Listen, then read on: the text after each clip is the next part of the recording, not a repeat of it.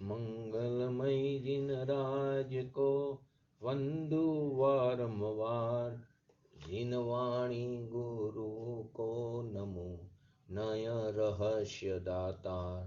धन्य धन्य जिन देव का शादवाद नय चक्र, जिसे साधने से मिटे भविजन का भव चक्र। जिन वर का नय चक्र यहो, यह मोह तिमिर करे विनाश, वेद ज्ञान की दिव्य ज्योति में शुद्धात्मा का करे प्रकाश।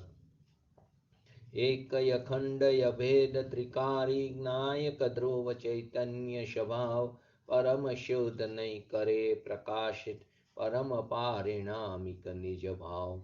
उभय नयाश्रित शिवपुर पथ पर सम्यक ज्ञान शूरत चालक, हे प्रवीण नय चक्र चलाने में गुरु शरणागत पालक। प्रतिपादक परमार्थ तत्व का अतक है सम्यक व्यवहार, किंतु निषिद्ध सो निश्चय से है वेद ज्ञान का यही प्रकार। द्रव्यार्थिक पर्यार्थिक नहीं कहे यथार्थ पदार्थ स्वभाव, नित्यानित्य भेद भेदमय एकानेक चिदानंद भाव। शादवाद जिन वाणी से शादवाद में जिन वाणी ले नय विरोध का करे समन, जो अनादि अक्षुण चिदात्म लखी मोह का करे वमन। नय पक्षों से मुक्त हुए जो निज स्वरूप में गुप्त रहे, निर्विकल्प हो शांत चेतने वे ही अमृत साक्षात पिए। जिन प्रवचन का मर्म अहो, यह जानो नय रहस्य का सार, अंतर्मुख परिणीति में बहती चिदानंद रस अमृत धार। श्री जिन वरनी वंदना करो सहज निष्काम, पक्षांति क्रांत परमात्मा पामु मंगल धाम।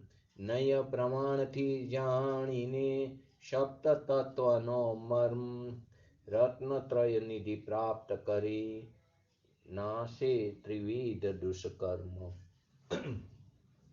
ओम नमो अरिहंतणं, नमो सिद्धं, नमो ऐरणं, नमो वज्रणं, नमो लोयेशवशावणं। चत्तारि मंगलम अरिहंता मंगलम सिद्धा मंगलम शाहो मंगलम केवली पंतो धम्म मंगलम। चत्तारे लुगतमा अरिहंता लुगतमा सिद्धा लुगतमा शाहो लुगतमा केवली पंतो धम्म लुगतमा।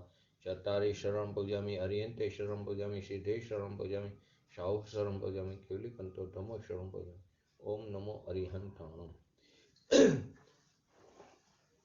ને વિષયમાં આગમનીની અંદર આપણે દ્રવ્યાર્થિક નહીં અને પર્યાર્થિક નહીંની ચર્ચા, એમાં આગમ અને અધ્યાત્મનો ભેદ સમજાતા આગળ આગમ નહીંના બે ભેદ દ્રવ્યાર્થિક નહીં અને પર્યાર્થિક નહીં, તો એમાં થોડું બીજું પણ સમજાતા સાથે નિગમ આદિ એક શબ્દ નહીં છે અને તેની સાથે જ્ઞાન નહીં, અર્થ નહીં અને શબ્દ નહીં સમજાતા. આમ તો બધા નિયો સમ્યક શ્રુત જ્ઞાનના અંશ હોવાથી બધા કેવા છે, જ્ઞાનાત્મક જ હોય છે. તો પણ એને વિષય વસ્તુની અપેક્ષા તેના ત્રણ ભેદ કરવામાં આવે છે. તેમાં જ્ઞાનને જાણનારા નહીં તે જ્ઞાન નહીં, જ્ઞાનને જાણનારા નહીં તે જ્ઞાન નહીં, શબ્દોને જાણનારા નહીં તે શબ્દ નહીં, અને અર્થને જાણનારા નહીં તે અર્થ નહીં. તો જગતના સંપૂર્ણ જે પદાર્થો છે એને ત્રણ ભાગમાં વેચી શકાય છે, એક જ્ઞાનાત્મક, એક અર્થાત્મક અને એક શબ્દાત્મક. તો જ્ઞાનની જે પર્યાયમાં સત અને અસત, સત અને અસત પદાર્થ ઝરકે છે તે જ્ઞાન પર્યાય જ્ઞાનાત્મક વસ્તુ છે. જ્ઞાન પર્યાયમાં ઝરકનારા, જ્ઞાન પર્યાયની અંદર જે પદાર્થો ઝરકે છે તે ઝરકનારા પદાર્થ તે કેવા થયા, અર્થાત્મક. જ્ઞાનની પર્યાયમાં ઝરકનારા પદાર્થ તે અર્થાત્મક વસ્તુ છે, અને તે પદાર્થનું પ્રતિપાદન કરનારા શબ્દો, તે પદાર્થને બતાવનારા પ્રતિપાદન કરનારા જે શબ્દ છે તે શબ્દાત્મક છે. હવે એની અંદર આપણે આગળ જોયું હતું, આપણે વિશેષમાં જ્યારે શબ્દની, જ્ઞાનની અને અર્થની સમજશું ત્યારે આ વિશેષ લેશું. અહીં તો વાત ચાલે છે દ્રવ્યાર્થિક નહીં અને પર્યાર્થિક નહીં. તો દ્રવ્યાર્થિક નહીં ને પર્યાર્થિક નહીંમાં નિગમ નહીંના જે શબ્દ નહીં છે તે ખરેખર તો આ બે દ્રવ્યાર્થિક અને પર્યાર્થિક નહીંના ઉત્તર ભેદ છે.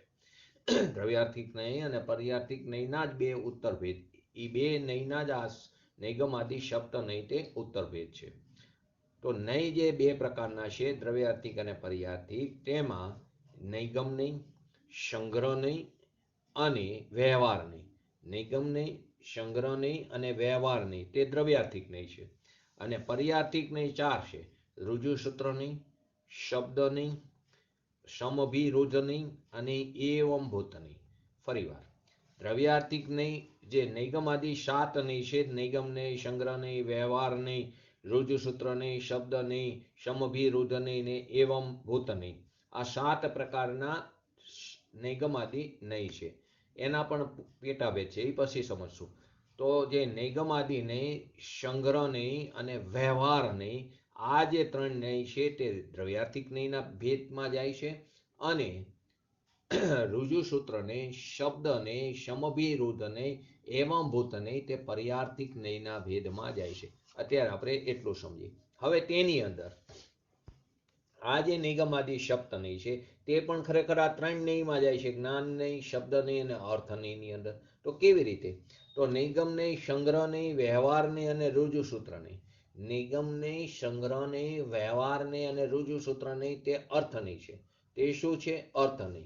અને શબ્દ નય, સમભિરુદ્ધ નય અને એવંભૂત નય, આ ત્રણ નય જે છે તે શબ્દ નય છે. ફરીવાર, નિગમ નય, સંગ્રહ નય, વ્યવહાર નય, ઋજુસૂત્ર નય. જે સાત નય એમાં પહેલા જે ચાર નય જે છે તે શું છે? અર્થ નય. અને છેલ્લા ત્રણ શબ્દ નય, સમભિરુદ્ધ નય અને એવંભૂત નય તે શબ્દ નય છે. હવે આની અંદર જ્ઞાન નય તો આવ્યું નય. પહેલા ચાર અર્થ નય એવા, બાકીના ત્રણ પહેલા જે ચાર નય હતા તે અર્થ નય થયા, બાકીના ત્રણ શબ્દ નય થયા. તો આ જે સાત નયને અર્થ નય અને શબ્દ નયમાં વિભાજિત કર્યા, એમાં જે નિગમ નય છે તે અર્થ નયની સાથે જ્ઞાન નય પણ છે. નિગમ નય કેવો નય છે? કે અર્થ નય પણ છે અને જ્ઞાન નય પણ છે. એટલે ત્રણ ભેદમાં શું થાય? જ્ઞાન નયની અંદર નિગમ નય આવે, અર્થ નયની અંદર પણ નિગમ નય આવે અને સંગ્રહ નય આવે, વ્યવહાર નય આવે ને ઋજુસૂત્ર નય આવે. અને શબ્દ નયની આવે શબ્દ નય, સમભિરુદ્ધ અને એવંભૂત નય. એટલે આ પ્રકારે એ જે સાત નય છે એને પણ ત્રણમાં જો સમાવવા હોય તો આ રીતે થાય: જ્ઞાન નય, અર્થ નય અને શબ્દ નય. ખરેખર તો દ્રવ્યાર્થિક નય અને પર્યાર્થિક નયના ઉત્તરભેદ છે. ક્યાં? કે નિગમ આદિ સપ્ત નય. નિગમ નય, સંગ્રહ નય, વ્યવહાર નય, શબ્દ નય આદિ, ઋજુસૂત્ર નય, શબ્દ નય, સમભિરુદ્ધ નય અને એવંભૂત નય. આ નિગમ આદિ સપ્ત નય છે તે દ્રવ્યાર્થિક નય અને પર્યાર્થિક નયના ઉત્તરભેદ છે. અને એને પણ ત્રણમાં સમાવ્યા આપણે. તો કેવી રીતે લીધા? તો કે નિગમ નય છે તે જ્ઞાન નય પણ છે અને અર્થ નય પણ છે. એટલે નિગમ નય એ જ્ઞાન નય છે. નિગમ નય, સંગ્રહ નય, વ્યવહાર નય, ઋજુસૂત્ર નય તે અર્થ નય છે. અને શબ્દ નય, સમભિરુદ્ધ નય અને એવંભૂત નય તે ત્રણ શબ્દ નય છે. આપણે અહીં અત્યારે એનું આટલું સમજી આગળ હવે જે વસ્તુ આપણે સમજવાની છે દ્રવ્યાર્થિક નય અને પર્યાર્થિક નય, જે આગમ નયની વાત છે. એ પ્રત્યેક વસ્તુ જે છે તે કેવી છે? સામાન્ય વિશેષાત્મક. વસ્તુનું સ્વરૂપ કેવું હોય છે? સામાન્ય વિશેષાત્મક. બંધારણ જેવું છે સામાન્ય વિશેષાત્મક. એમાં વસ્તુના સામાન્ય અંશને દ્રવ્ય અને વિશેષ અંશને પર્યાય કહે છે. ફરીવાર, વસ્તુનું બંધારણ કેવું છે? વસ્તુનું સ્વરૂપ સામાન્ય વિશેષાત્મક. એની અંદર વસ્તુનો જે સામાન્ય અંશ છે તેને દ્રવ્ય કહેવામાં આવ્યું અને વિશેષ અંશ છે તેને પર્યાય કહેવામાં આવ્યું.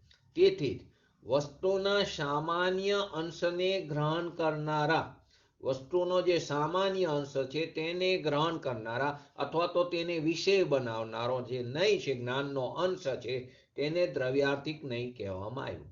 ફરીવાર, વસ્તુના સામાન્ય અંશને ગ્રહણ કરવા વાળો અથવા તો વિષય બનાવવા વાળો, જ્ઞાનનો વિષય બનાવવા વાળો અથવા તો જ્ઞાનનો જે અંશ છે તેને દ્રવ્યાર્થિક નય કહેવામાં આવ્યું. અને વસ્તુના વિશેષ અંશને ગ્રહણ કરનારા જ્ઞાનના અંશને, વસ્તુના વિશેષ અંશને ગ્રહણ કરનારા જ્ઞાનના અંશને અથવા તો એને વિષય બનાવનારો જે નય છે તેને પર્યાર્થિક નય કહેવામાં આવ્યો. અને બંને નયોને અથવા તો બંને અંશોને, જ્ઞાનના બંને અંશોને એક સાથે ગ્રહણ કરનારા જ્ઞાનને, ફરીવાર, એક અંશને સામાન્ય અંશને કર્યું તો દ્રવ્યાર્થિક નહીં, વિશેષ અંશને ગ્રહણ કર્યો તો પર્યાર્થિક નહીં, અને બંને અંશોને એક સાથે ગ્રહણ કરનારા જ્ઞાનને પ્રમાણ કહેવામાં આવ્યું. બંને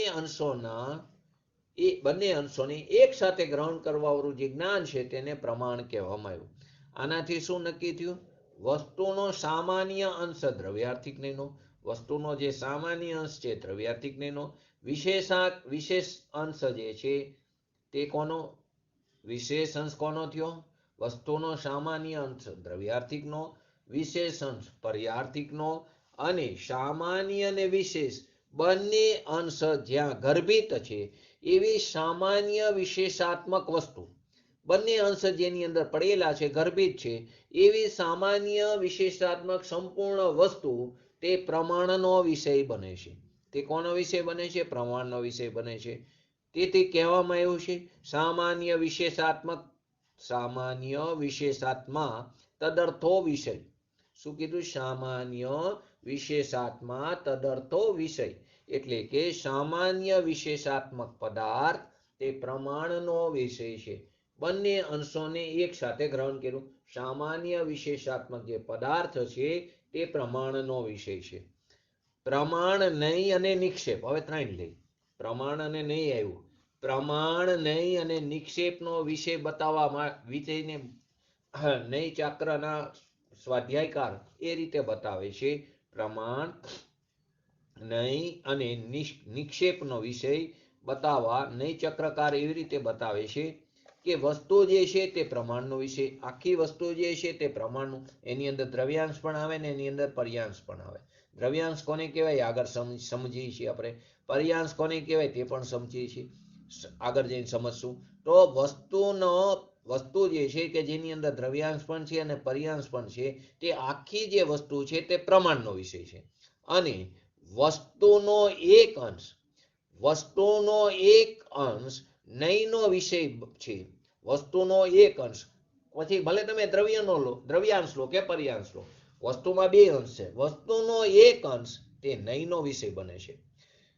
તથા જે અર્થ પ્રમાણ અને નયથી નક્કી થાય, જે પદાર્થ પ્રમાણ અને નયથી નક્કી થાય તે નિક્ષેપનો વિષય છે. ફરીવાર, વસ્તુ જે છે તે પ્રમાણનો વિષય છે કે જેની અંદર બંને અંશો આવી જાય છે, બંને અંશોને ગ્રહણ થાય છે.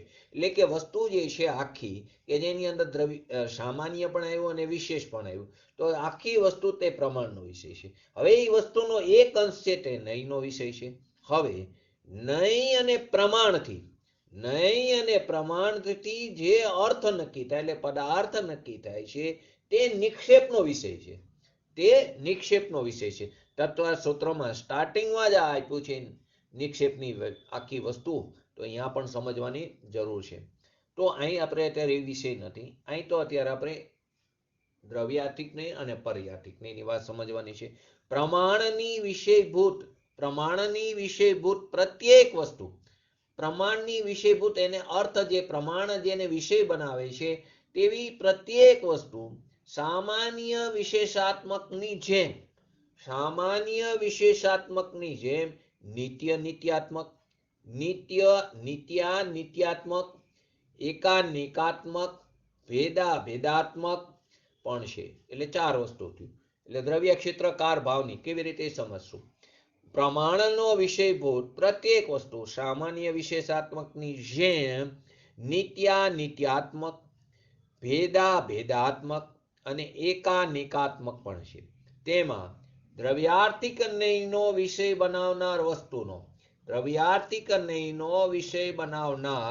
વસ્તુનો સામાન્ય અંશ એટલે કે દ્રવ્યાંશ નિત્ય, એક, ચારેમાંથી એક લેવાનું.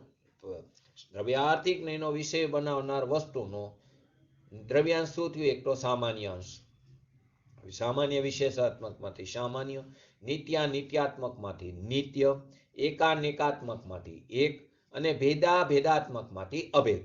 તો શું થયું? દ્રવ્યાર્થિક નયનો વિષય બનાવનાર વસ્તુનો સામાન્ય અંશ નિત્ય, સામાન્ય આવ્યું, નિત્ય, એક અને અભેદ સ્વરૂપ. અને પર્યાર્થિક નયનો વિષય બનાવનાર તો એમાં વિશેષાંશ એટલે વિશેષ, અનિત્ય, અનેક અને ભેદ. એમાં શું આવ્યું? પર્યાંશ આવ્યું અથવા તો વિશેષાંશ, સાથે અનિત્ય આવ્યું, સાથે અનેક આવ્યું અને ભેદ આવ્યું. એટલે શું થયું? દ્રવ્યાર્થિક નયનો વિષય શું થયું? સામાન્ય, એક, નિત્ય અને અભેદ સ્વરૂપ. એ વસ્તુનો અંશ છે. કોની અપેક્ષાએ? દ્રવ્યાર્થિક નયની અપેક્ષાએ. અને પર્યાર્થિક નયની વિષયની અપેક્ષાએ વિશેષ, અનેક, અનિત્ય અને ભેદ સ્વરૂપ છે વસ્તુનો અંશ. અને વસ્તુ જે પ્રમાણનો વિષય છે એમાં સામાન્ય વિશેષાત્મક, નિત્યા નિત્યાત્મક, એકાનિકાત્મક અને ભેદાત્મક જે છે તે પ્રમાણનો વિષય છે.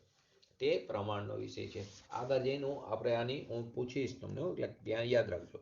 દ્રવ્ય, ક્ષેત્ર, કાર અને ભાવની અપેક્ષાએ વિચાર કરીએ તો પ્રમાણની વિષયભૂત વસ્તુ દ્રવ્યની અપેક્ષાએ, ફરીવાર વસ્તુ સમજો, દ્રવ્ય, ક્ષેત્ર, કાર અને ભાવની અપેક્ષાએ વિચાર કરી, સ્વચતુષ્યની અપેક્ષાએ વિચાર કરીએ તો પ્રમાણની વિષયભૂત દ્રવ્યની, પ્રમાણની વિષયભૂત જે વસ્તુ છે તે દ્રવ્યની અપેક્ષાએ, પ્રમાણની વિષયભૂત જે વસ્તુ છે તે દ્રવ્યની અપેક્ષાએ શું આવશે?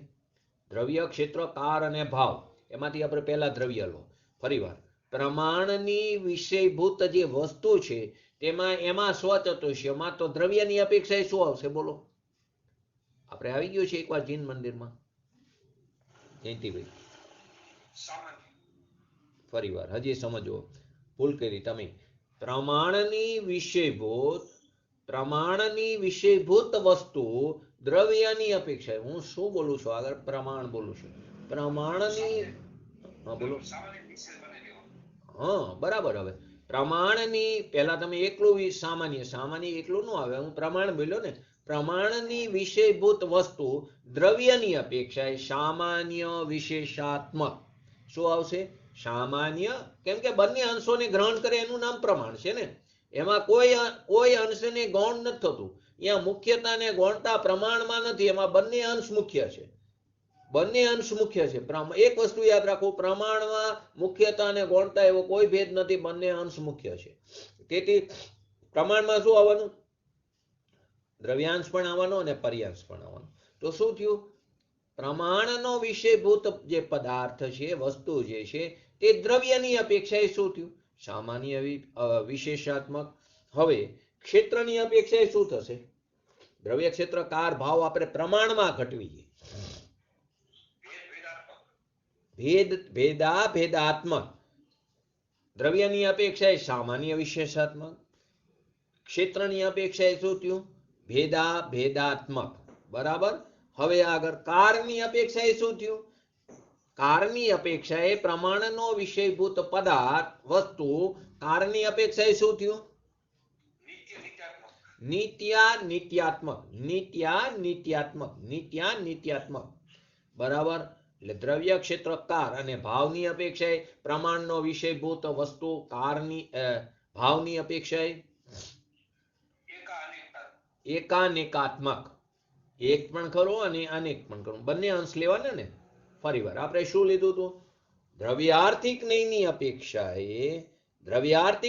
અપેક્ષાએ એનો જે વિષય જે છે, દ્રવ્યાર્થિક નયનો વિષયભૂત દ્રવ્યાંશ, તે દ્રવ્યની અપેક્ષાએ શું આવશે? દ્રવ્યાર્થિક નયમાં દ્રવ્યાર્થિક નયની અપેક્ષાએ એનો વિષયભૂત, એ જેને વિષય બનાવે છે દ્રવ્યાંશને, તે દ્રવ્યની અપેક્ષાએ શું આવશે?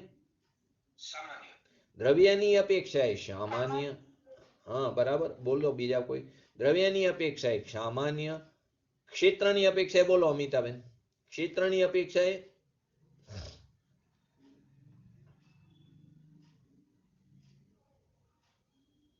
બોલો, ક્ષેત્રમાં શું આવશે? આપણે પ્રમાણમાં શું લીધું હતું? ક્ષેત્રની અપેક્ષાએ બોલો. ભેદાત્મક લીધું હતું ને. શું લીધું હતું?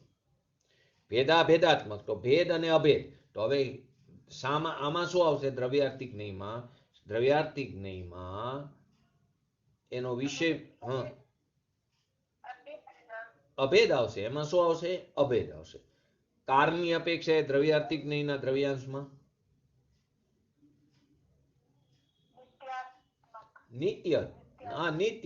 નિત્યાત્મક એટલે એકલું નિત્ય એમ. બરાબર. અને ભાવની અપેક્ષાએ શું આવશે? પ્રમાણમાં એકાનિકાત્મક બંને હતું. હવે આમાં શું આવશે? દ્રવ્યાંશમાં એક આવશે, ખાલી એક. બરાબર. દ્રવ્યાર્થિક નહીંમાં શું આવે છે? દ્રવ્યાર્થિક નહીંનો વિષય શું છે? સામાન્ય, અભેદ, એક અને નિત્ય. પર્યાર્થિક નહીંનો વિષય શું છે? વિશેષ, અનિત્ય, ભેદ અને અનેક. એમાં ચાર આવે ને, દ્રવ્ય, ક્ષેત્ર, કાર, ભાવ. પર્યાર્થિક નહીંનો વિષય વિશેષ, અનેક, ભેદ અને અનિત્ય. તો આપણે અહીંયા ત્રણેય વસ્તુ સમજવાની. પ્રમાણની અપેક્ષાએ, દ્રવ્યાર્થિક નહીંની અપેક્ષાએ અને પર્યાર્થિક નહીંની અપેક્ષાએ ત્રણેયમાં દ્રવ્ય, ક્ષેત્ર, કાર અને ભાવ ચારેને આ ત્રણની અંદર ખતવવાના છે. કોની અંદર? પ્રમાણમાં, દ્રવ્યાર્થિક નહીંમાં અને પર્યાર્થિક નહીંમાં. તો પહેલું આપણે સમજ્યા પ્રમાણમાં. તો પ્રમાણની વિષયભૂત વસ્તુ. પ્રમાણમાં બંને અંશો છે, દ્રવ્યાંશ અને પર્યાંશ. બંને અંશોને ગ્રહણ કરનારું જે જ્ઞાન છે તેને પ્રમાણ કીધું. તો પ્રમાણનો વિષયભૂત જે વસ્તુ છે તેમાં દ્રવ્યની અપેક્ષાએ શું આવ્યું? અહીં દ્રવ્ય, ક્ષેત્ર, કાર, ભાવમાં દ્રવ્યની અપેક્ષાએ શું આવ્યું? પ્રમાણમાં સામાન્ય વિશેષાર્થ. ક્ષેત્રની અપેક્ષાએ બોલો, ક્ષેત્રની અપેક્ષાએ ભેદાત્મક. કારની અપેક્ષાએ નિત્યાત્મક. અને ભાવની અપેક્ષાએ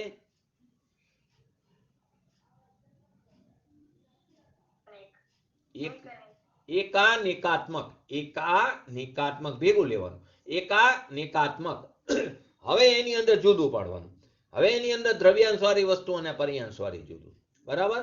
તો દ્રવ્યાંશમાં એટલે કે દ્રવ્યાર્થિક નહીંનો વિષયભૂત જે દ્રવ્યાંશ છે તેમાં દ્રવ્યની અપેક્ષાએ શું આવશે?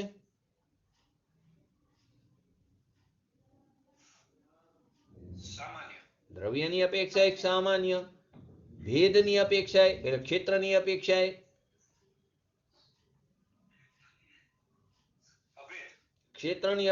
અભેદ, કારની અપેક્ષાએ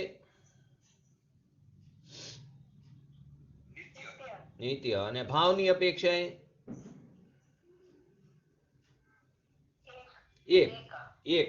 એક. અને પર્યાર્થિક નહીંનો વિષયભૂત જે પર્યાંશ છે તેમાં દ્રવ્યની અપેક્ષાએ શું આવશે?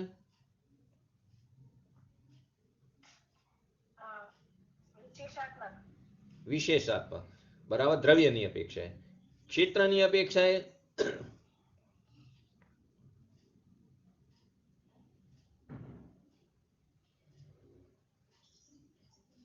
બોલો, ક્ષેત્રની અપેક્ષાએ ભેદ આવશે. આપણે પ્રમાણમાં ભેદાત્મક લીધું ક્ષેત્ર, તો અભેદ ગયું દ્રવ્યાંશમાં, તો ભેદ ક્યાં આવવાનું? પર્યાયમાં આવવાનું. ભેદાત્મક, ખાલી ભેદ. બરાબર. અને પછી કારની અપેક્ષાએ પર્યાંશમાં કારની અપેક્ષાએ અનિત્ય અને ભાવની અપેક્ષાએ અનેક.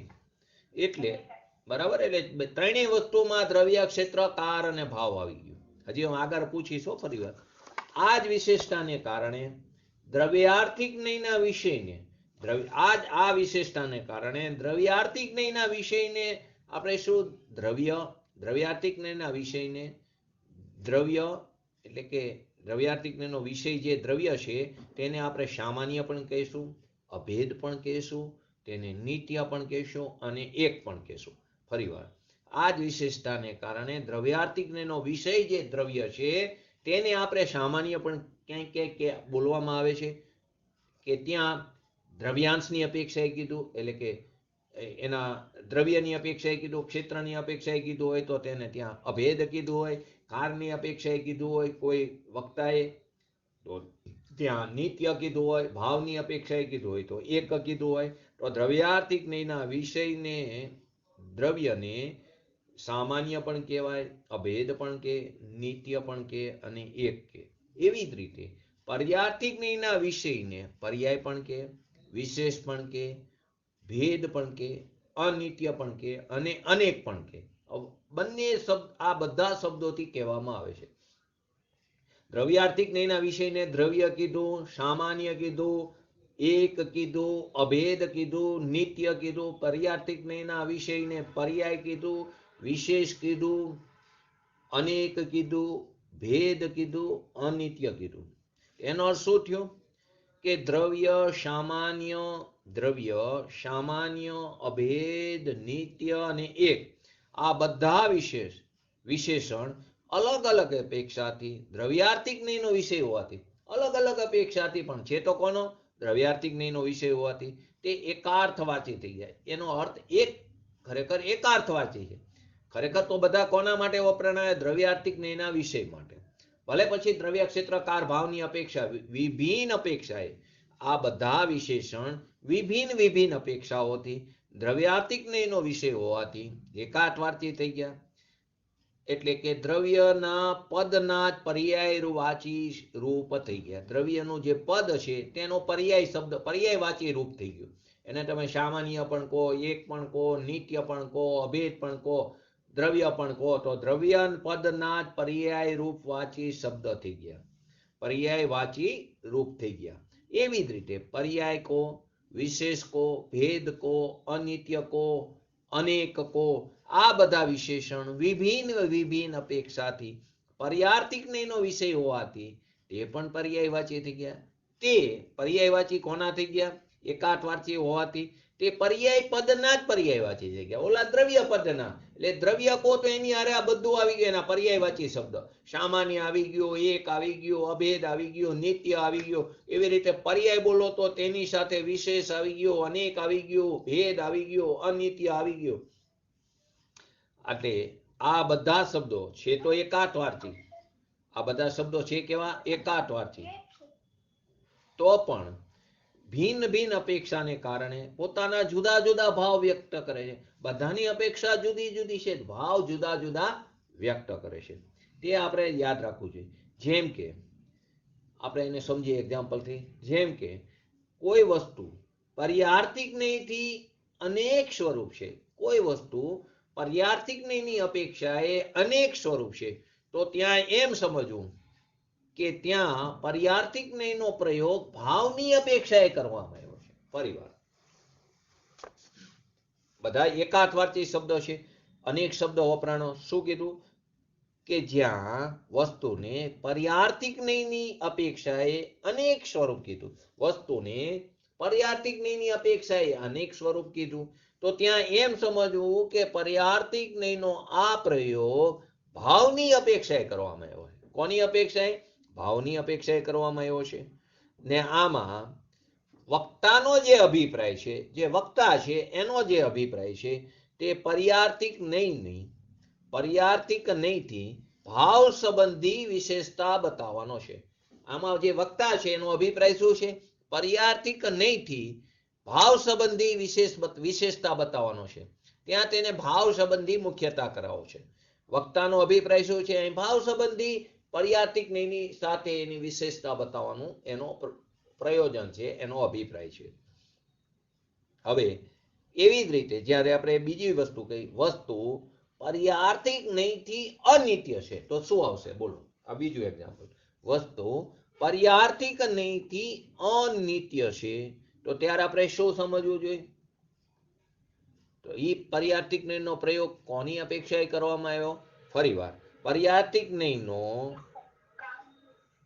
બોલો બરાબર, વસ્તુ જે છે પર્યાર્થિક જ્ઞેયથી અનિત્ય છે, ત્યાં શું સમજવું જોઈએ આપણે?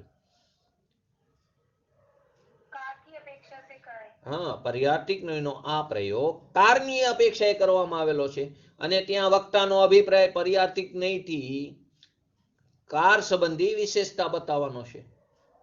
એટલે બે વસ્તુ લીધી આપણે એક્ઝામ્પલમાં, કાર લીધું અને શું લીધું બીજું, ભાવ લીધો. કાર અને ભાવ, એવી રીતે દ્રવ્ય અને ક્ષેત્ર પણ સમજી લેવાનું. દ્રવ્ય, ક્ષેત્ર, કાર અને ભાવ પર્યાર્તિક નયથી વસ્તુ ભેદરૂપ છે તો ક્ષેત્ર આવી જશે. પર્યાર્તિક નયથી વસ્તુ વિશેષાત્મક છે તો દ્રવ્ય સંબંધી આવી જશે. તો જેવી રીતે આપણે ભાવ સંબંધી અને કાર સંબંધી વિશેષતા લીધી, તેવી જ રીતે ક્ષેત્ર સંબંધી અને દ્રવ્ય સંબંધી પણ સમજવું. આપણે આ પર્યાર્તિક નયની અપેક્ષા, એવી જ રીતે દ્રવ્યાર્તિક નયથી સમજો. બોલો એક એક્ઝામ્પલ બોલો. દ્રવ્યાર્તિક નયમાં કોઈ પણ દ્રવ્ય, ક્ષેત્ર, કાર અને ભાવ સંબંધી કોઈ પણ એક વિશેષતા બતાવો. બોલો સંગીતાબેન, જયંતિભાઈ, પછી અમિતાબેન કે નિકુંજભાઈ, બોલો. આપણે આ પર્યાર્તિક નયની બે અપેક્ષાથી સમજ્યા, બરાબર. હવે દ્રવ્યાર્તિક નયથી દ્રવ્ય, ક્ષેત્ર, કાર અને ભાવ આ ચાર સંબંધી એની વિશેષતા બતાવી હોય વક્તાને, તો એ શું પ્રયોગ કરશે? બોલો. પેલા દ્રવ્ય સંબંધી વિશેષતા બતાવી તો શું પ્રયોગ કરશે અમિતાબેન?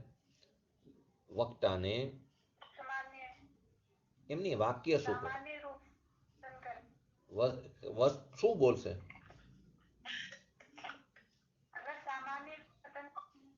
વસ્તુ દ્રવ્યાર્તિક નયની અપેક્ષાએ સામાન્ય સ્વરૂપ છે. શું કહે છે? વસ્તુ દ્રવ્યાર્તિક નયની અપેક્ષાએ સામાન્ય સ્વરૂપ છે. તો ત્યાં શું થયું? દ્રવ્ય સંબંધી વિશેષતા બતાવી. હવે ક્ષેત્ર સંબંધી વિશેષતા બતાવી હોય તો સંગીતાબેન શું પ્રયોગ કરશે?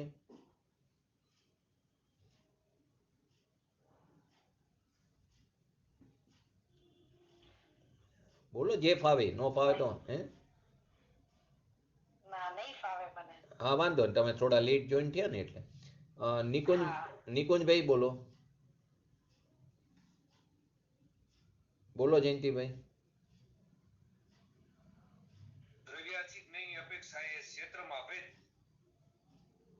ક્ષેત્રમાં દ્રવ્યાર્તિક નયની અપેક્ષાએ વસ્તુ અભેદ રૂપ છે. શું આવે? વસ્તુ અભેદ રૂપ છે દ્રવ્યાર્તિક નયની અપેક્ષાએ. તો અહીંયા શું થયું? ક્ષેત્ર સંબંધી વિશેષતા બતાવવાની આવી. હવે એવી રીતે કાર સંબંધી વિશેષતા બતાવીએ તો શું પ્રયોગ આવશે? બોલો સંગીતાબેન, હવે ખ્યાલ આવે તો. અમિતાબેન, નિકુંજભાઈ, બોલો. હા, વસ્તુ દ્રવ્યાર્તિક નયની અપેક્ષાએ વસ્તુ કેવી છે? નિત્ય રૂપ છે. અને ભાવની અપેક્ષાએ વિશેષતા બતાવી હોય તો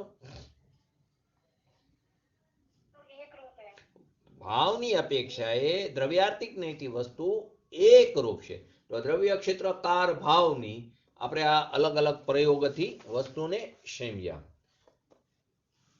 જો કે દ્રવ્યાર્તિક નયના વિષયની સામાન્ય, અભેદ, નિત્ય અને ભેદ, સામાન્ય, અભેદ, નિત્ય અને એક એ સંજ્ઞાઓ પણ છે, તો પણ દ્રવ્ય સંજ્ઞા વધુ મહત્વની છે. દ્રવ્ય સંજ્ઞાને વધારે મહત્વ આપ્યું. એવી રીતે પર્યાર્તિક નયના વિષયની પણ વિશેષ, ભેદ, અનિત્ય, અનેક આવી અલગ અનેક સંજ્ઞા છે, તો પણ પર્યાય સંજ્ઞા ત્યાં વધારે અધિક મહત્વની છે. કેમ કે દ્રવ્ય અને પર્યાય સંજ્ઞાઓને કારણે જ આ નયોના નામ દ્રવ્યાર્તિક નય અને પર્યાર્તિક નય પડ્યા છે. દ્રવ્ય અને પર્યાય એ સંજ્ઞાઓને કારણે જ આ નયના નામ દ્રવ્યાર્તિક અને પર્યાર્તિક નય પડ્યા છે. આગળ અહીં એક બીજી વસ્તુ ધ્યાન રાખવાની. દ્રવ્યાર્તિક નયના વિષયભૂત દ્રવ્યાંશને દ્રવ્ય કહેવામાં આવ્યું. જો બે પ્રકારના દ્રવ્ય આવશે, એક પ્રમાણનું દ્રવ્ય અને એક અંશીનું દ્રવ્ય. એક પ્રમાણનું દ્રવ્ય એટલે પ્રમાણનું દ્રવ્ય એટલે ત્યાં બંને અંશોને ગ્રહણ કરવા વાળી જે વસ્તુ છે એને પણ શાસ્ત્રમાં ક્યાંય ક્યાંય દ્રવ્ય કહેવામાં આવ્યું. જેમ આપણે શુદ્ધ નયમાં જોયું હતું ને, સાક્ષાત શુદ્ધ નિશ્ચય નયને પણ શુદ્ધ નય કહે છે, અને મુખ્ય બે ભેદને પણ શુદ્ધ નય ને અશુદ્ધ નિશ્ચય નય કીધો છે. શુદ્ધ નિશ્ચય નય ને અશુદ્ધ નિશ્ચય નય, અને સાક્ષાત શુદ્ધ નિશ્ચય નય ને પણ શુદ્ધ નિશ્ચય નય કીધો. તેવી જ રીતે પ્રમાણનો જે વસ્તુ છે તેને પણ શાસ્ત્રમાં ઘણી જગ્યાએ દ્રવ્ય કીધું છે, અને વસ્તુના એક અંશ જે દ્રવ્યાંશ છે એને પણ દ્રવ્ય કીધું છે, વસ્તુનો એક અંશ. હવે જ્યાં દ્રવ્ય કીધું હોય તો ક્યાં પ્રમાણનું દ્રવ્ય છે ને ક્યાં એક અંશનું દ્રવ્ય કીધું એ સમજવું જોઈએ. આપણી જવાબદારી છે. આચાર્યજીએ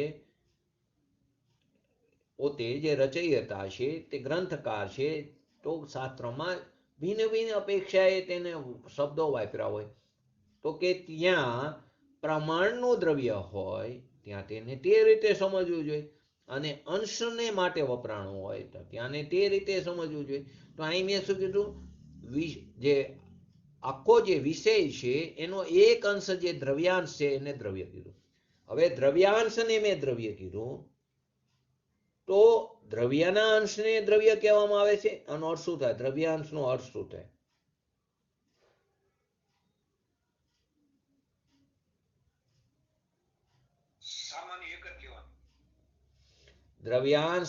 દ્રવ્યાંશનો અર્થ શું થાય? દ્રવ્યનો અંશ થાય ને, આમ તો જુદું પાડી શું થાય અમિતાબેન? દ્રવ્યાંશ એટલે દ્રવ્યનો અંશ.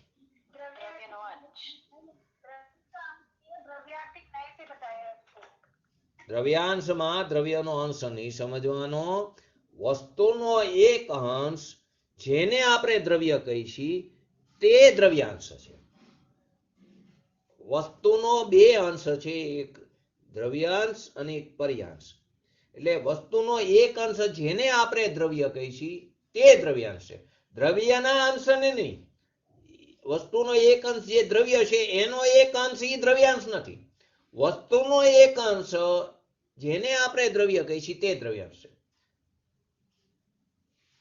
સોનું જે છે, સોનું, તો તેની અંદર આપણી વીંટી જે છે સોનાની, તો તે શું તે આ સોનાની વીંટી તે પ્રમાણ થયું. આની અંદર શું આવ્યું? સોનું પણ આવ્યું ને એની પર્યાય પણ આવી, બરાબર. હવે જે એની અંદર જે સોનું જે છે તે સોનું જે છે તે દ્રવ્યાંશ છે. સોનાનો એક અંશ દ્રવ્યાંશ નથી, સોનું દ્રવ્યાંશ છે.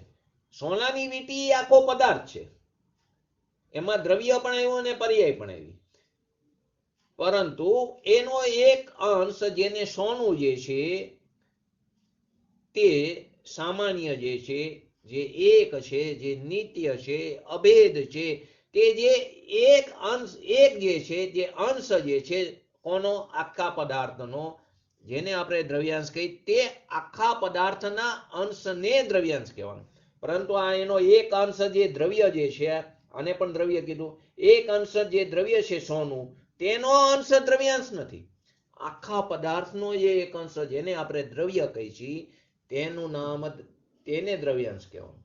ખ્યાલ નો આવ્યો તો હજી પૂછજો, ભૂલ થાય છે આમાં. શું કીધું જયંતિભાઈ? ખ્યાલ આવ્યો કે નો આવ્યો? હે? હું બે ત્રણ વાર લઈશ આ વસ્તુને, કેમ કે આગળ આના ઉપર જ બહુ આવશે, એટલે ફરી વાર. દ્રવ્યાર્થિક નહીંના વિષયભૂત દ્રવ્યાંશને દ્રવ્ય કહેવામાં આવ્યું. દ્રવ્યાર્થિક નહીંનો વિષયભૂત દ્રવ્યાંશ જે આપણે સામાન્ય આદિ, એને શું કહેવામાં આવ્યું? દ્રવ્યાંશ કહેવામાં આવે.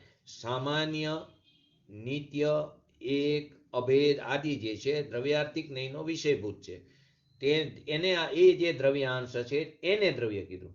દ્રવ્યાર્થિક નહીંનો વિષયભૂત અર્થ જેને દ્રવ્યાંશ, કે જેને આપણે દ્રવ્ય કહીએ છીએ.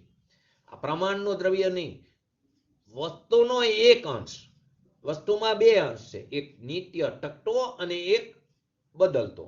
તો જે ટકતો અંશ જે છે, જે નિત્ય અંશ જે છે, જે એક અંશ છે, જે સામાન્ય છે, અભેદ અંશ છે, તેને આપણે દ્રવ્ય, ઈ દ્રવ્યાંશ છે. તે શું? ઈ દ્રવ્યાંશને દ્રવ્ય કીધું. પણ ઈ જે સામાન્ય એક અંશને આપણે જે દ્રવ્ય કીધું તે સામાન્યનો અંશને દ્રવ્ય નથી, દ્રવ્યાંશ નથી કીધું. સામાન્યનો અંશ નહીં, જે કાયમી ટકતાનો કોઈ અંશ નહીં, એ આખી વસ્તુને દ્રવ્યાંશ. કાયમી ટકતી એ આખો પદાર્થનો એક અંશ છે. નિત્ય અનિત્ય આખી જે પ્રમાણનો વિષય છે એનો એક અંશ જે ટકતો નિત્ય, તે નિત્યને દ્રવ્યાર્થિક નહીંનો વિષય દ્રવ્યાંશ કહેવાનો, અથવા એને દ્રવ્ય કીધું. પરંતુ એ દ્રવ્યના એક અંશને દ્રવ્યાંશ નહીં, પદાર્થના એક અંશને દ્રવ્યાંશ કહેવામાં આવે, કે જેને આપણે દ્રવ્ય કહીએ છીએ. પદાર્થના બે અંશ છે, એક દ્રવ્ય કહી છે એક અંશને, બીજાને પર્યાય કહી છે. તો પદાર્થના એક અંશ જેને આપણે દ્રવ્ય કહીએ છીએ તે દ્રવ્યાંશ. ખ્યાલ આવ્યો? હવે જયંતિભાઈ, અમિતાબેન ખ્યાલ આવ્યો? સંગીતાબેન, દ્રવ્યાર્થિક નયના વિષયભૂત, દ્રવ્યાર્થિક નયનો વિષય જે દ્રવ્યાંશ છે તેને દ્રવ્ય એટલે દ્રવ્ય પ્રમાણના બે વિષય છે, એક દ્રવ્ય અને એક પર્યાય. દ્રવ્યાંશ અને પર્યાય. હવે પ્રમાણના બે અંશમાંથી એક અંશ જેને આપણે દ્રવ્યાર્થિક નયનો વિષય કહે છે તે દ્રવ્યાંશ, અને તેને દ્રવ્ય જેને આપણે દ્રવ્ય કહે છે તે દ્રવ્યાંશ, અને પ્રમાણના બીજો અંશ કે જે પર્યાર્થિક નયનો વિષય જેને આપણે પર્યાય કહી છીએ તે પર્યાંશ. બરાબર? એ રીતે. અને આખી જે વસ્તુ છે દ્રવ્ય પર્યાત્મક પ્રમાણની વસ્તુ, એને પણ ક્યાંય ને ક્યાંય શાસ્ત્રોમાં દ્રવ્ય કહેવામાં આગમમાં આવે છે. તો દરેક જગ્યાએ દ્રવ્ય શબ્દનો જે પ્રયોગ કરવામાં આવ્યો છે તે દ્રવ્યાર્થિક નયના વિષયભૂત દ્રવ્યાંશના સંદર્ભમાં છે કે પ્રમાણના વિષયભૂત વસ્તુના સંદર્ભમાં છે. બે જગ્યાએ દ્રવ્ય આવે છે. શાસ્ત્રમાં ઘણી જગ્યાએ ચોખવટ ન કરી હોય તો અહીંયા એમ આવે દ્રવ્યાર્થિક નયનો વિષયભૂત દ્રવ્યાંશના સંદર્ભમાં એ દ્રવ્ય બોલ્યા લખ્યું છે કે પ્રમાણના વિષયભૂત પ્રમાણનો વિષયભૂત જે પદાર્થ છે એના માટે આચાર્યએ દ્રવ્ય લખ્યું છે. એ આપણે જાતે નક્કી કરવું પડે છે તે વાક્યનું અધ્યયન કરીને. તેથી આ ધ્યાન રાખવું ખૂબ જરૂરી છે. જ્યાં જે અપેક્ષાએ જે વાત કરી હોય તે સમજવી જરૂરી છે. આ વાતની સ્પષ્ટતા કરવા માટે ક્યારેક ક્યારેક શાસ્ત્રોમાં સંપૂર્ણ વસ્તુ જે હોય એને પ્રમાણનું દ્રવ્ય કહે છે તો વાંધો નથી. આખી વસ્તુને પ્રમાણનું દ્રવ્ય કહે તો સમજવું બંને અંશોને ગ્રહણ કરવા વાળી વાત છે, સામાન્ય અંશને અને વિશેષ અંશને. તો એ પ્રમાણનું દ્રવ્ય. તો કોઈ જગ્યાએ સ્પષ્ટતા કરી પણ હોય અને કોઈ જગ્યાએ સ્પષ્ટતા ન કરી હોય તો એ આપણી જવાબદારી છે. અને દ્રવ્યાંશને દ્રવ્યાર્થિક નયનું દ્રવ્ય કહે છે. શાસ્ત્રોમાં આવી સ્પષ્ટતા પણ કરી છે. દ્રવ્યાંશ અને દ્રવ્યાર્થિક નયનું દ્રવ્ય કહે છે. આવી સ્પષ્ટતા કરી હોય તો ખ્યાલ આવી જાય કે અહીં જે દ્રવ્યાંશ છે કે જે દ્રવ્યાર્થિક નયનો વિષય જે દ્રવ્ય છે તેને દ્રવ્યાંશ કીધું તો ખ્યાલ આવી જાય. અને પ્રમાણના દ્રવ્યને દ્રવ્ય કીધું.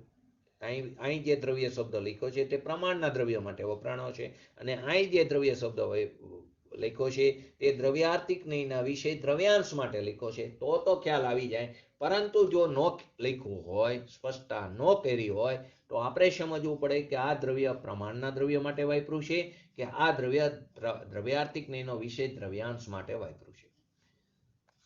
દ્રવ્યાંશ શબ્દનો અર્થ દ્રવ્યનો અંશ થતો નથી. આનાથી શું થયું નક્કી? દ્રવ્યાંશ દ્રવ્ય પ્લસ અંશ. તો દ્રવ્યાંશ શબ્દનો અર્થ દ્રવ્યનો અંશ નથી થતો, પરંતુ વસ્તુનો અંશ જેને આપણે દ્રવ્ય કહી છીએ તે દ્રવ્યાંશ. દ્રવ્યાંશ આપણે જનરલી સંધિ છૂટી પડી તો દ્રવ્યાંશ એટલે દ્રવ્ય વત્તા અંશ એટલે દ્રવ્યનો અંશ દ્રવ્યાંશ એમ નથી. અહીં દ્રવ્યાંશ એટલે વસ્તુનો જે અંશ જેને આપણે દ્રવ્ય કહી છીએ એક અંશ તેને દ્રવ્યાંશ કહેવામાં આવ્યું છે.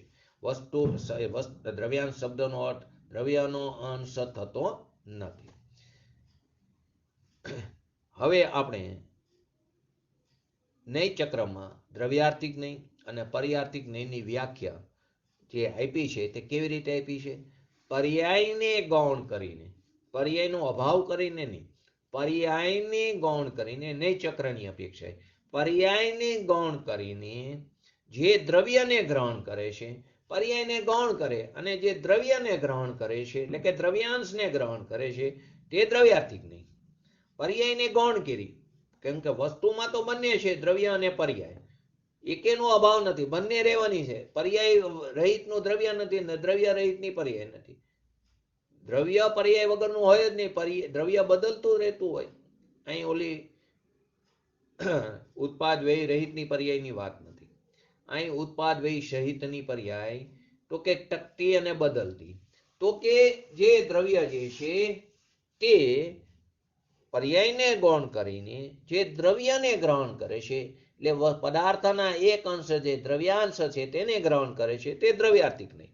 અને તેનાથી વિપરીત પર્યાર્થિક જ્ઞેયની વાત કે જેમાં દ્રવ્યને ગૌણ કરીને પર્યાયને ગ્રહણ કરે છે તે પર્યાર્થિક જ્ઞેય. દ્રવ્યને ગૌણ કરે અને પર્યાયને ગ્રહણ કરે તે શું થયું? પર્યાર્થિક જ્ઞેય. અન્વય ચક્ર પ્રમાણે.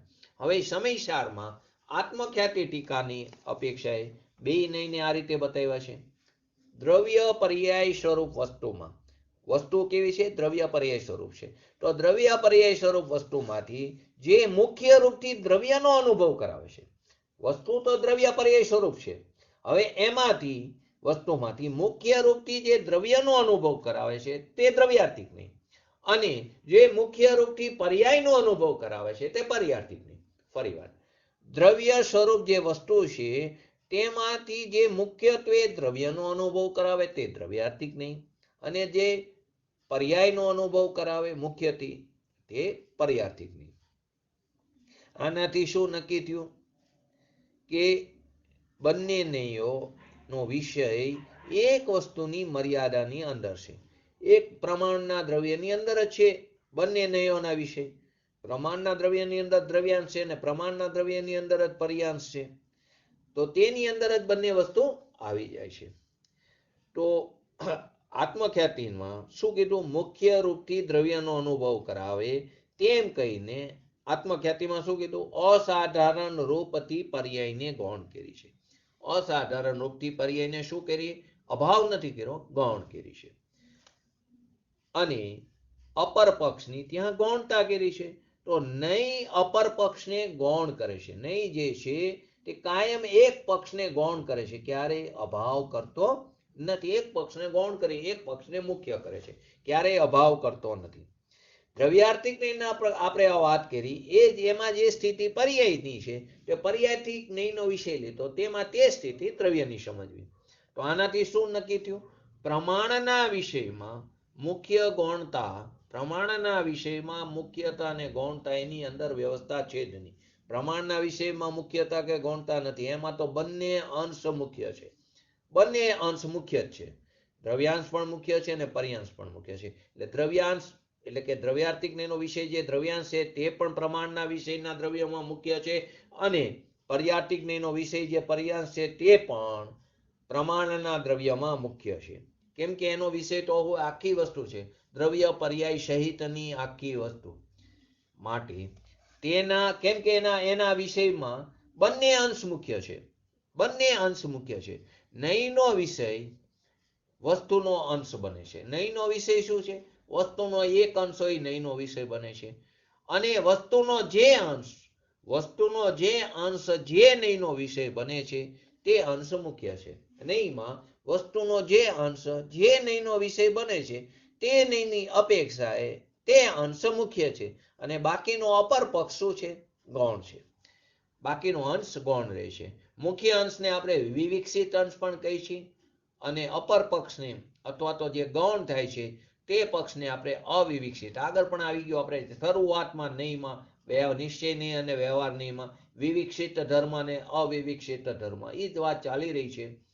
અહીં વિવિક્ષિત અંશ બોલ્યા અને અવિવિક્ષિત અંશ. તો જે મુખ્ય છે તે વિવિક્ષિત અંશ અને ગૌણ જે છે તે અવિવિક્ષિત અંશ. એનાથી શું સ્પષ્ટ થયું આખું? વસ્તુના દ્રવ્યાંશને જાણનાર કે બતાવનાર દ્રવ્યાર્થિક જ્ઞેય, અને વસ્તુના પર્યાંશને જાણનાર કે બતાવનાર પર્યાર્થિક જ્ઞેય. હવે ત્રીજા સત્રની અપેક્ષા બે સમજ્યા આપણે. નય ચક્રની અપેક્ષાએ દ્રવ્યાર્થિક અને પર્યાર્થિક જ્ઞેયની ભાષા સમજ્યા, પરિભાષા. એમાં શું આવ્યું? પર્યાયને ગૌણ કરી જે દ્રવ્યને મુખ્ય ગ્રહણ કરે છે તે દ્રવ્યાર્થિક જ્ઞેય, અને એનાથી વિપરીત પર્યાર્થિક જ્ઞેયમાં જે દ્રવ્યને ગૌણ કરી પર્યાયને મુખ્ય કરે છે અથવા ગ્રહણ કરે છે તે પર્યાર્થિક જ્ઞેય. આત્મખ્યાતિમાં શું આવ્યું? દ્રવ્ય પર્યાય સ્વરૂપ વસ્તુમાં એ અપેક્ષા નયની શું વાત આવી? દ્રવ્ય પર્યાય સ્વરૂપ જે વસ્તુ જે છે પ્રમાણની, તેની અંદર મુખ્ય રૂપથી દ્રવ્યનો અનુભવ કરાવે તે દ્રવ્યાર્થિક જ્ઞેય, અને જ્યાં મુખ્ય રૂપથી પર્યાયનો અનુભવ કરાવે તે પર્યાર્થિક જ્ઞેય છે. હવે આગળ આપણે તત્વાર્થ શ્લોક વાર્તિક એની અંદર થોડી જુદી રીતે વાત કરી છે. ત્યાં એટલે શબ્દ જુદા છે. દ્રવ્યાંશને અંશી કીધો. દ્રવ્યાંશને શું કીધો? અંશી. જેમ આપણે દ્રવ્ય બે રીતે વાપર્યું ને, એક પ્રમાણનો દ્રવ્ય અને એક દ્રવ્યાર્થિક જ્ઞેયનો વિષય દ્રવ્ય. દ્રવ્યાર્થિક નો વિષય જે દ્રવ્યાંશ છે તે દ્રવ્ય. તો બે જગ્યાએ દ્રવ્ય આવ્યું, બે અલગ અલગ અપેક્ષા છે. તેવી જ રીતે અંશી, દ્રવ્યાંશ અને પર્યાંશ મળીને જે છે પ્રમાણનું દ્રવ્ય એને પણ અંશી કહેવાય, અને જે દ્રવ્યાંશ છે એને પણ અંશી કીધું. દ્રવ્યાંશનું જે દ્રવ્ય જે છે તે પણ અંશી કીધું, અને દ્રવ્યાંશ અને પર્યાંશ બંને અંશોને ગ્રહણ કરવા વાળું જે પ્રમાણ છે તેને પણ અંશી કહેવાય. તો અહીં શું વાત આવી? દ્રવ્યાંશને અંશી કીધું, એટલે મૂળ જે સંપૂર્ણ વસ્તુ છે એનો એક અંશ જે દ્રવ્યાંશ છે એને અંશી કીધું, અને એનો બીજો અંશ જે પર્યાંશ છે તેને અંશ કહેવામાં આવ્યું. એને શું કહેવામાં આવ્યું? અંશ. ફરીવાર, આખી જે સંપૂર્ણ વસ્તુ જે છે, સામાન્ય વિશેષાત્મક, ભેદાભેદાત્મક, એકાનેકાત્મક, નિત્ય નિત્યાત્મક, એવી જે આખી સંપૂર્ણ વસ્તુ કે જેને આપણે પ્રમાણ કહીએ છીએ, જેને આપણે પ્રમાણનું દ્રવ્ય કહીએ છીએ, તેની અંદર એક અંશ જેને આપણે દ્રવ્યાંશ કીધો તેને પણ અંશી કીધું, અને આખા પદાર્થને પણ અંશી કહેવામાં આવે છે.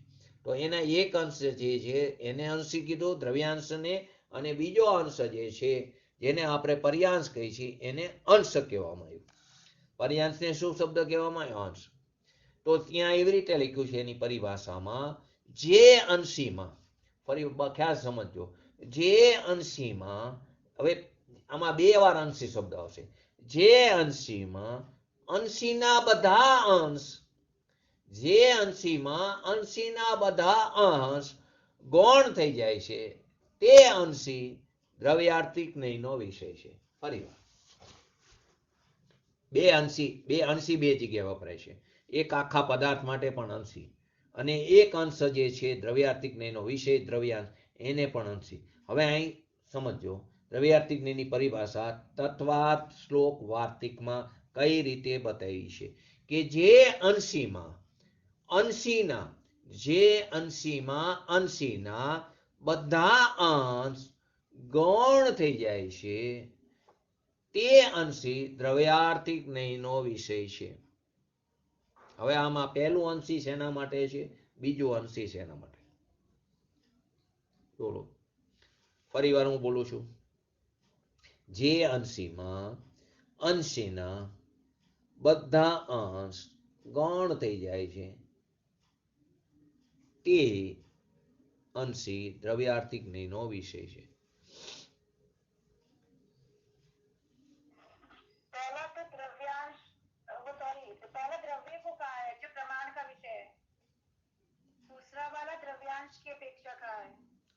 બોલો જયંતિભાઈ, બરાબર છે?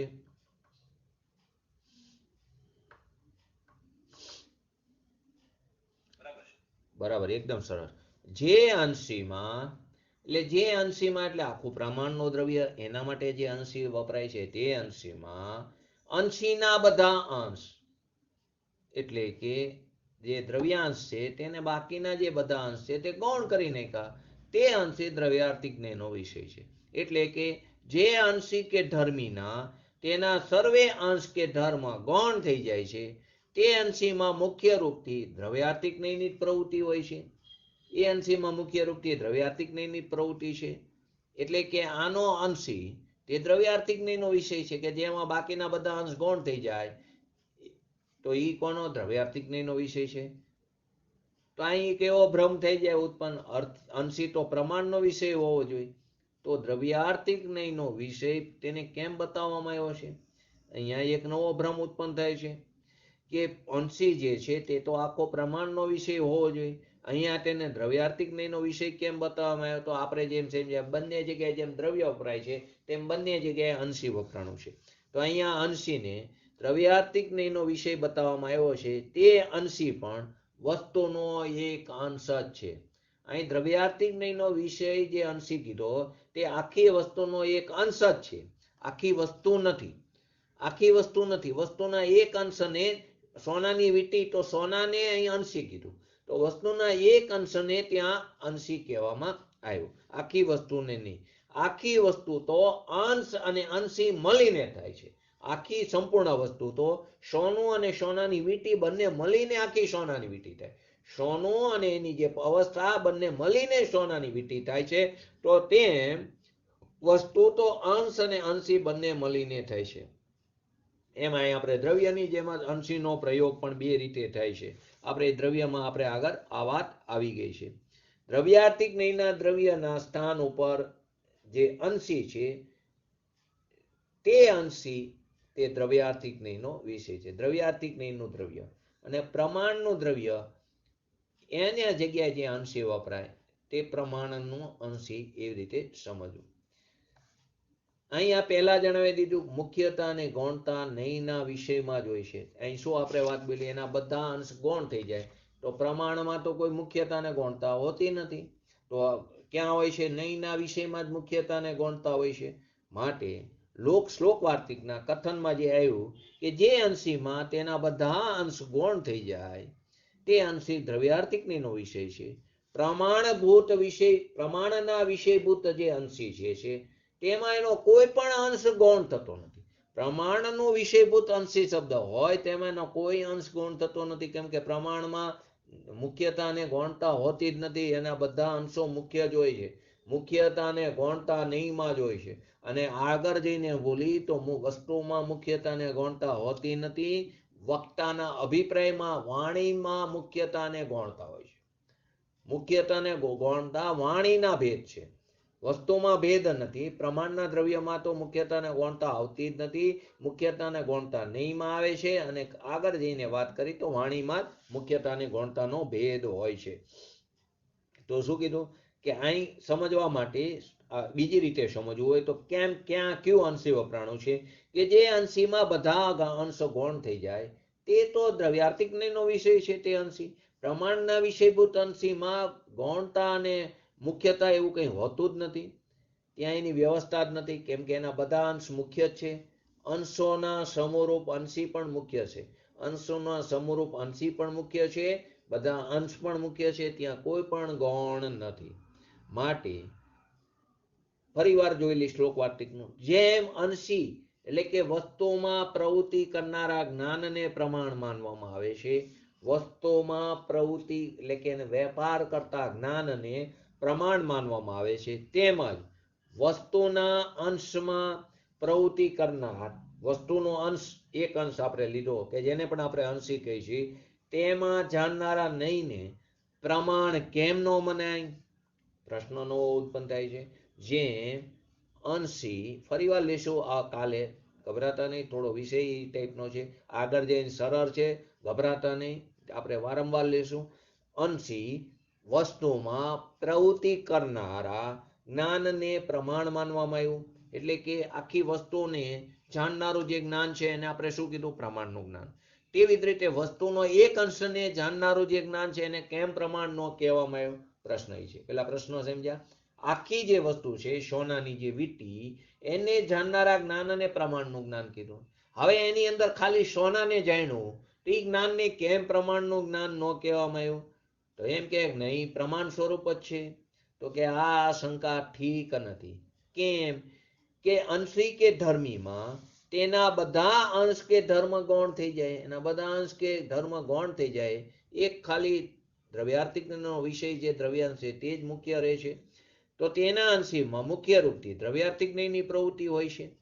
એટલે આવો અંશી તે દ્રવ્યાર્થિક નહીંનો વિષય બને છે. એટલે કે તેનું જ્ઞાન, એક અંશનું જ્ઞાન થયું, એને આપણે નહીં કીધો તો એને પ્રમાણ કેવી રીતે માની શકાય? પ્રમાણ તો અંશ અને અંશી બંનેને ભેગા મળીને જે પદાર્થ છે તેના જાણનારા જ્ઞાનને પ્રમાણ કહેવામાં આવ્યું. તો ધર્મી અને ધર્મમ અને ધર્મીના સમરૂપ વસ્તુના પ્રધાન રૂપથી, મુખ્ય રૂપથી જાણનારા જ્ઞાનને આપણે પ્રમાણ કીધું છે. નહીં પ્રમાણથી ભિન્ન છે. નહીં પ્રમાણથી ભિન્ન છે. માટે તેને પ્રમાણ જ્ઞાન, પ્રમાણને જે એને જેમ પ્રમાણ કહેવામાં આવ્યું, પ્રમાણ જ્ઞાન, તેમ નહીંને એટલે એક અંશને જાણનારા જ્ઞાનને નહીંને પ્રમાણ કેમ ન કહેવાય? તો એટલે ન કહેવાય કે ત્યાં એક પક્ષ મુખ્ય છે, બીજો પક્ષ ગૌણ છે. પ્રમાણમાં મુખ્યતા અને ગૌણતા એવી કોઈ વ્યવસ્થા જ નથી. ત્યાં બધા અંશ મુખ્ય છે. માટે એક અંશને જાણનારું જ્ઞાન છે, એક અંશને જાણનારું જ્ઞાન જે નહીં છે તે પ્રમાણ, કેમ કે પ્રમાણની અંદર તો બંને પક્ષોને સાથે ગ્રહણ કરે છે. આ રીતે બંનેનો ભેદ પડે છે. છતાં આ જ વસ્તુ આપણે કાલે ફરીવાર લઈશું. ધીમે ધીમે આગળ જશું. પછી આગળ પ્રવચન સાર ગાથાની 114 નંબરની ગાથા એના ઉપરથી દ્રવ્યાર્થિક ચક્ષુ અને પર્યાર્થિક ચક્ષુ એમ કરીને પણ આખી વસ્તુને સમજશું. અને પછી આગળ ફરીવાર દ્રવ્યાર્થિક પર્યાર્થિક નહીંમાં જઈને આગળ એના ભેદોમાં જશું. જય જિનેન્દ્ર. બોલીએ શ્રી પંચ પરમેષ્ઠી ભગવંતોનો જય હો. બોલીએ શ્રી પંચ પરમેષ્ઠી ભગવંતોનો જય હો. બોલીએ શ્રી જીનવાણી માતનો જય હો. બોલીએ શ્રી પરમ પૂજ્ય પરમ ઉપકારી સદગુરુ દેવનો જય હો. બોલીએ શ્રી પ્રસમૂર્તિ ભગવતી માતનો જય હો. બોલીએ શ્રી સનાતન જૈન દિગંબર ધર્મનો જય હો. જય જિનેન્દ્ર.